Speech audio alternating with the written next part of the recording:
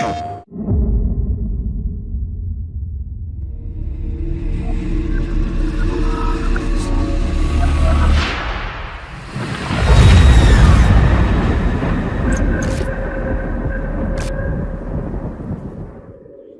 say his name. He can hear you.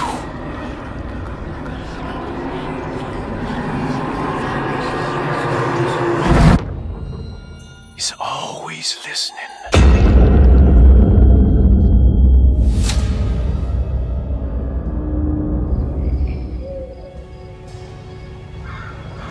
Last night I dreamt that my uncle hung himself in the attic, that we were too late.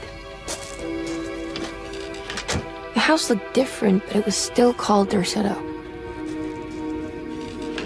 Definitely a weird place. Feels like I've been here before. I just can't think why. Let's not waste any time, Detective. Yeah, you're right. Let's go get your uncle, Miss Hartwood.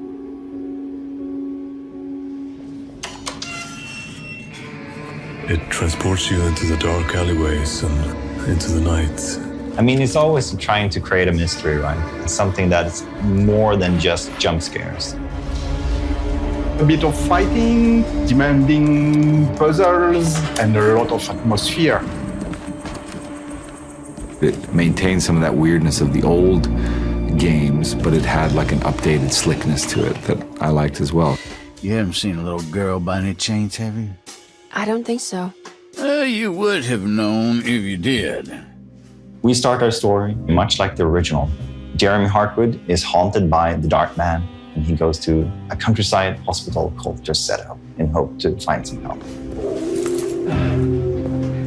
I need to get this letter to my niece. She would understand.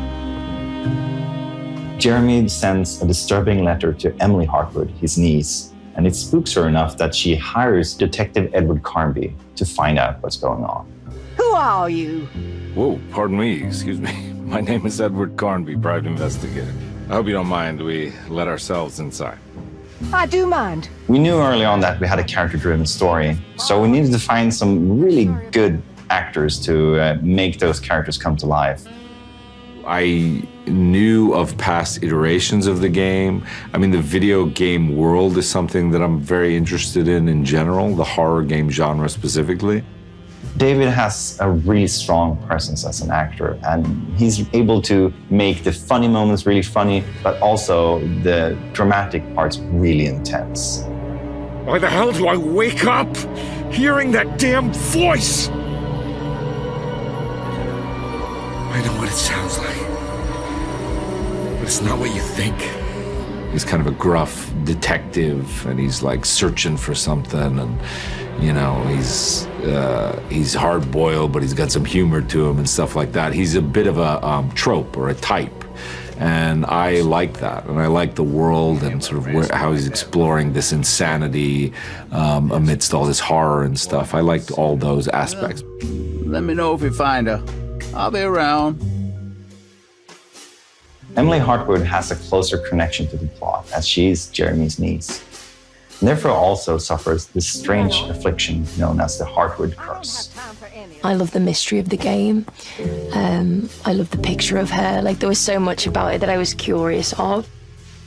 There's a lot of fear within her and a lot of speculation and curiosity and I guess dread, intrigue. Like, there's a lot about her that is kind of on edge.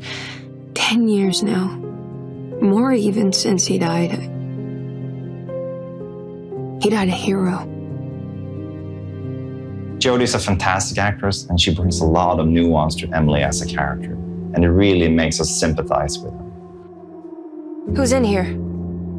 Show yourself. Yes, there is the kind of scary element, but then she still has to go on a journey and discover different things, and there should still be room to breathe and have a funny moment or a sarcastic moment or a moment of discovery. So it's just trying to really kind of keep all those other beats alive amongst the kind of darkness of it all, I guess, is how I felt anyway.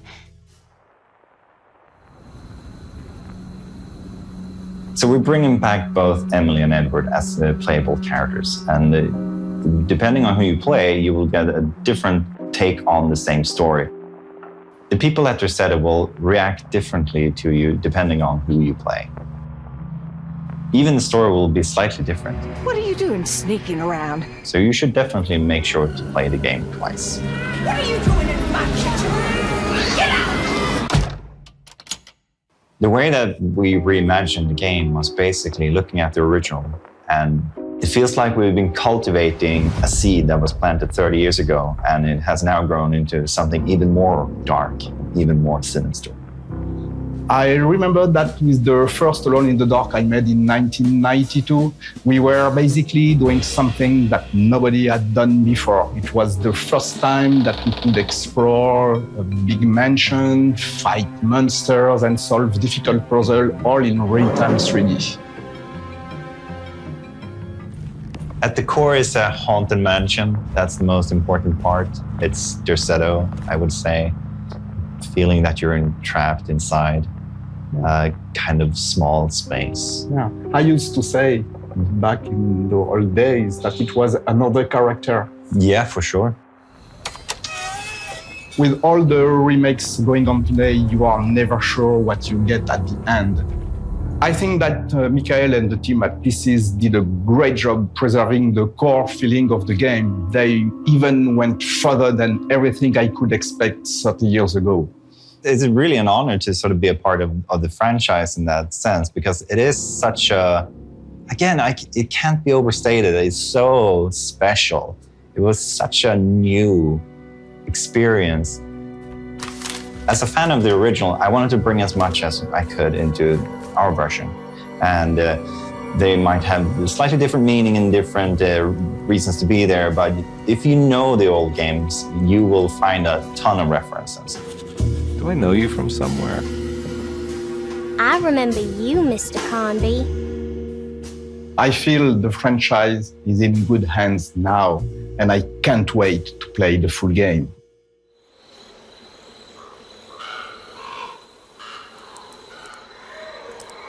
To give you a taste of what the full game will be, we also created a prologue, and it features a character from the game called Grace Saunders, who is a little girl, and you play as her walking around Derceto and trying to post a letter.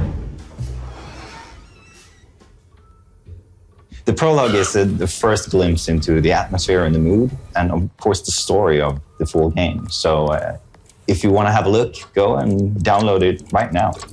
They're so creepy.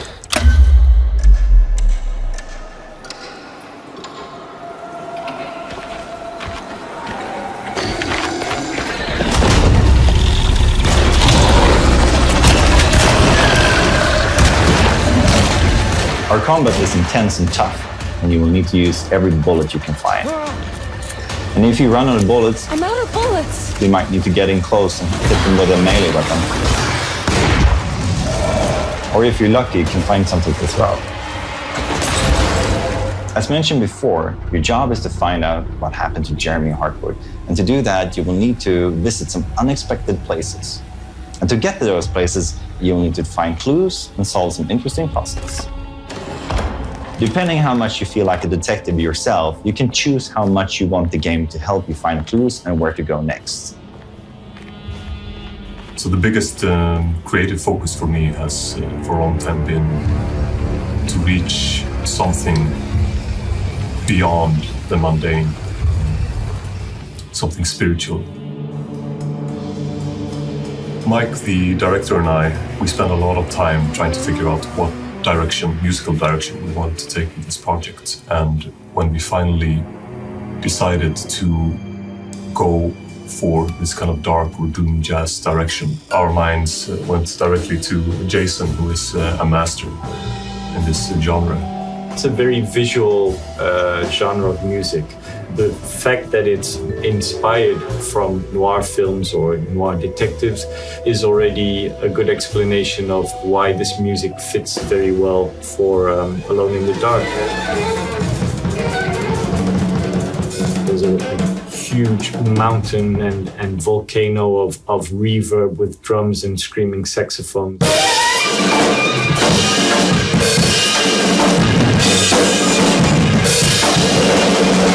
To a this explosion of hair rising horror and big chaos. As the player is drawn deeper into the game world, they will face off with the sinister presence known as the Dark Man. The Dark Man isn't real, Jeremy. There's nothing he can do to hurt you. How do you think any of this is happening? How do you still not trust my words? Fine. Then let me help. Don't be foolish. He will bury you next to me in his sunken temple for an eternity.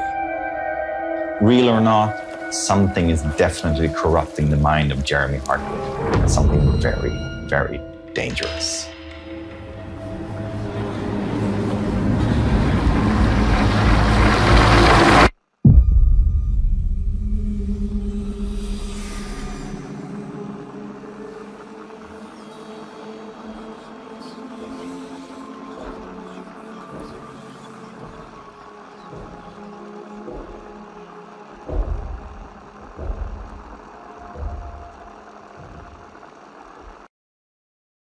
PlayStation